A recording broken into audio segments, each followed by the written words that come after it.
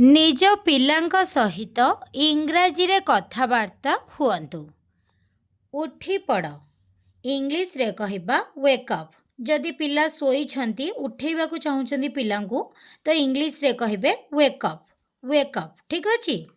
मुह धोई हुओ पिला उठिला परे आपण कोन कहंती मुह धोई हुओ बा मुह धोई दियो सेतेबेले इंग्लिश रे कहबे wash your face.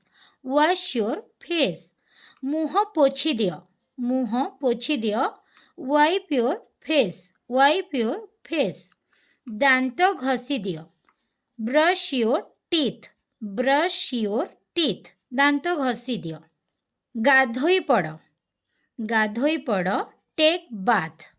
Take bath. जल्दी कर बा शीघ्र कर हरी अप। Hurry up. कौन हेला इंग्लिश रे कहबे व्हाट हैपेंड। व्हाट हैपेंड एडा पचारिबा अर्थ रे व्हाट हैपेंड। प्रस्तुत हो जाओ बा रेडी हो जाओ गेट रेडी। Get ready. काहींकी कांदुछ जदि कौनसी कारणरू पिला माने कांदंती तो आमे ताकू पचारे ना काहींकी कांदुछ why are you crying. Why are you crying. कांद नाही इंग्लिश रे कहबा डोंट क्राई। Don't cry. आजिर होमवर्क हेउछि जाइके खेल।